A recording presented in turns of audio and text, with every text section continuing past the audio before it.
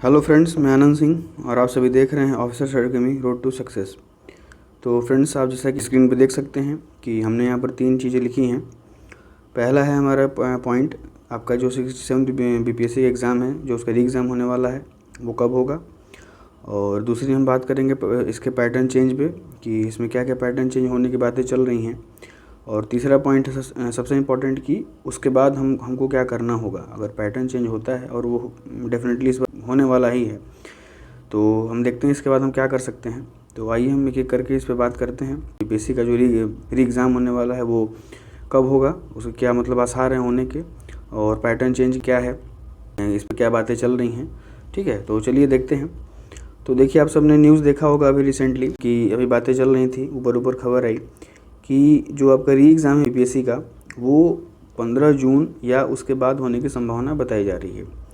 ठीक है, तो हमने आर्टिकल भी देखा, आपका एक हिंदुस्तान का शायद आर्टिकल था, ऑनलाइन मैंने देखा, तो उस पर 15 जून संभावित दिखा रहा था।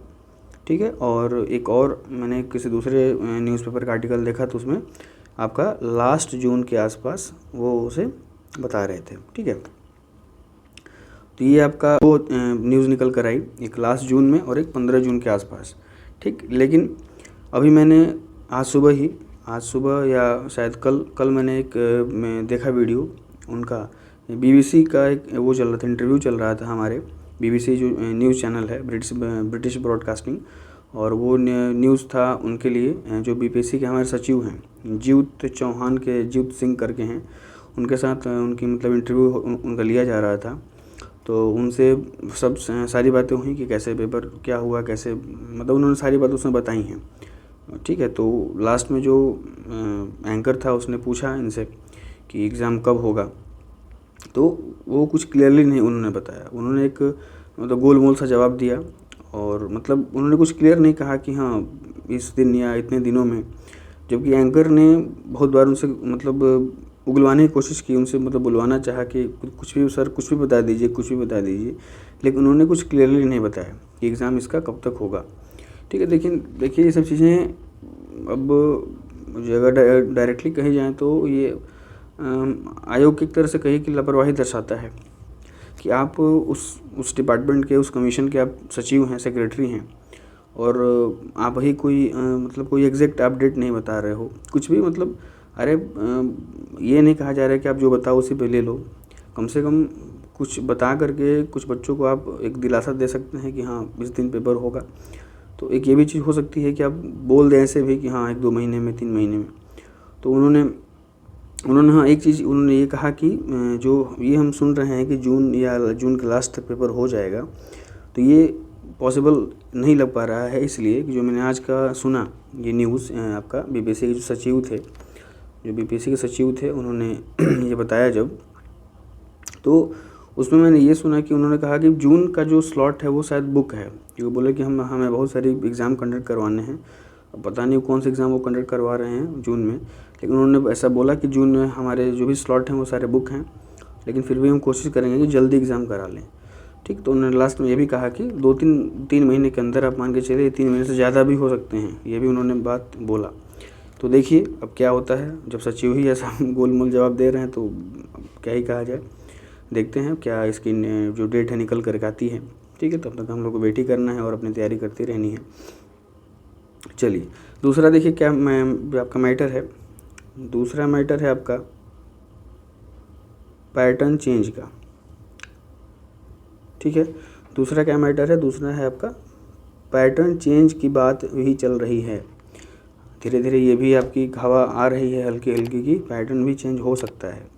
देखिए यहाँ पर 2 पहलू है, एक चीज़ ये है कि पैटर्न चेंज कब होता है कि जब नोटिफिकेशन आती है किसी भी एग्ज़ाम की, अब बीपीएससी, यूपीएससी या कोई group D, clerk, CHSL, CGL कुछ भी ले लीजिए, जब नोटिफिकेशन आती है उसी टाइम पे पैटर्न चेंज की जो भी चीज़ें आती हैं उस नोटिफिकेशन में लिखी हुई आती हैं। आप नोटिफिकेशन निकालने के बाद उसमें कुछ चेंज नहीं कर सकते। ठीक है, तो जहाँ तक मुझे ऐसा लगता है जो रूल है, अब बीपीएससी का तो पता नहीं भैया, कुछ भी कर सकती है, लेकिन जो रूल है वो ये कहता है कि 67th में तो पैटर्न चेंज करना इम्पॉसिबल है, और ये होना भी नहीं चाहिए, क्योंकि अगर आप अचानक से अगर पैटर्न चेंज कर देंगे फिर 1-2 महीने में बच्चे कैसे तैयारी कर पाएंगे। तो ये भी चीज़ें हैं। तो आप 67th के लिए तो मैं ये कहूँगा कि आप रिलैक्स रहें, क्योंकि इसमें शायद ही पैटर्न चेंज हो। हाँ, लेकिन आगे जो आगे इसके बाद आएंगे 68, 69 या आगे जो भी जितने भी बीपीएससी आपका पेपर कराएगा, तो उसमें को पैटर्न चेंज दिख सकता है, क्योंकि अभी कमीशन ने एक मतलब कमेटी बनाई है और बैठक बुलाई है उस पर, और पैटर्न चेंज पर बात चल रही है। देखिए इसमें क्या होगा कि फ़ायदा जो प्योर सिविल सर्विस वाले एस्पिरेंट हैं, जो बिल्कुल यूपीएससी स्टेट पीसीएस पे ही लगे हैं, उनका और कोई गोल ही नहीं है, उनके लिए ये चीज़ें बहुत सही रहेंगी। क्योंकि जैसा कि आपने अभी इस बार पेपर का लेवल देखा ही होगा कि बिल्कुल वन लाइनर टाइप के क्वेश्चन आ गए थे। ठीक है, बिल्कुल मतलब जैसा कि वनडे एग्ज़ाम में आते हैं उस टाइप के क्वेश्चन एकदम बिल्कुल वन लाइनर आ गए थे। तो वो सब चीज़ें क्या होती हैं कि जो कोर यूपीएससी स्टूडेंट हैं, जो कोर सिविल सर्विस के आपके स्टूडेंट हैं, जो बिल्कुल उसी के लिए ही पढ़ाई कर रहे हैं, तो उनके साथ वो सब चीज़ें थोड़ी दिक्कत कर देती हैं, क्योंकि वो लोग मैक्सिमम स्टैटिक चीज़ें मतलब नहीं याद उनको उतनी रह पाती। वो लोग सब्जेक्टिव ज़्यादा पढ़ते हैं, कॉन्सेप्चुअल ज़्यादा पढ़ते हैं, तो वहाँ पर ये लोग थोड़े मार खा जाएंगे। और वहीं जहाँ वनडे वाले लोग हैं, जो वनडे एग्ज़ाम वाले हैं, वो लोग इसमें अपना अच्छा परफॉर्मेंस कर लेंगे।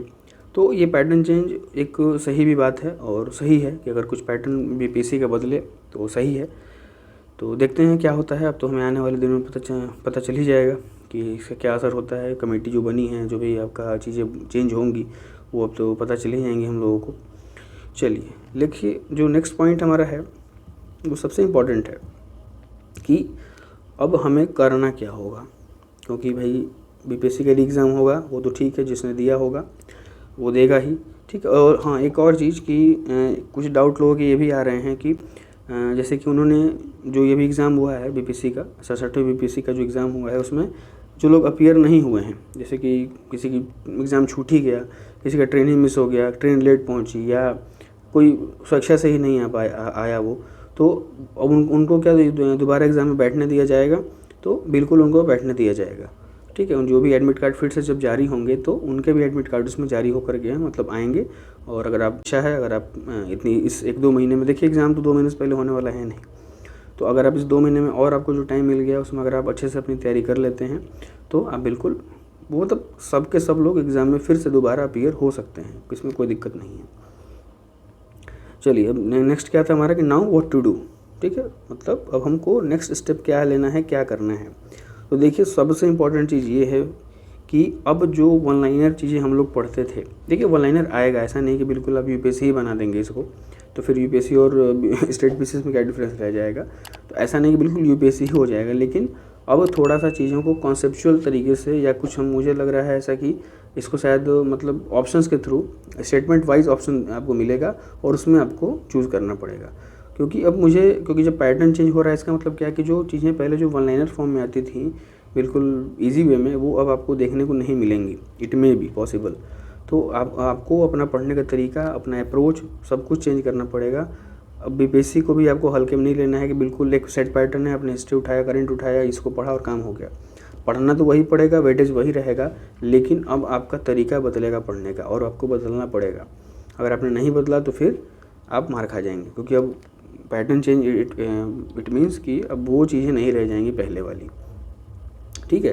तो अब ये सब यही कुछ इम्पोर्टेंट न्यूज़ था आपके लिए जो मुझे देना था कि इसका एग्ज़ाम क्या है, पैटर्न चेंज क्या है, और हमें अब कैसे चीज़ों को डील करना है, ठीक है। तो अब वही आपको बस ध्यान देना है कि अब जो है, आप जो ऑनलाइनर फोकस करते थे, जैसे कि आपने देखा कि ज्योग्राफी में और पॉलिटी में स्पेशली ये 2 सेक्शन ऐसे थे जिससे कि थोड़ा सा दिमाग घुमा लोगों का, ठीक है। जैसे कि ज्योग्राफी में जो जियोडेसी वाला एक क्वेश्चन था, ठीक है, उसके बाद वो और जो स्टेटमेंट वाइज क्वेश्चन था वो आप देख सकते हैं। तो ये सब चीज़ें जो ज्योग्राफी में आई, और साइंस में भी आप देख सकते हैं, बहुत ही कॉन्सेप्चुअल चीज़ें थी।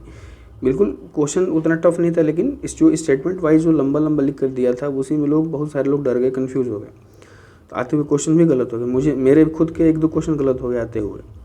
तो यहाँ पर आपको समझना पड़ेगा कि अगर वैसा ही पैटर्न समझिए, अगर पूरा का पूरा पेपर ही वैसा छप कर आने लगे, या मतलब 10-20 क्वेश्चन आपका स्टैटिक रहे लेकिन बाकी सब चीज़ें वैसे ही बिल्कुल कॉन्सेप्चुअल स्टेटमेंट वाइज अगर आने लगे, तो फिर तो दिक्कत हो जाएगी। तो हमें अभी से ही आने वाले सारे एग्ज़ाम्स के लिए, जो भी नेक्स्ट बीपीएससी आएगी 68, 69, 70, 71 एट्सेट्रा एट्सेट्रा एट्सेट्रा, तो अब हमें उसके लिए अभी से ही लगना पड़ेगा।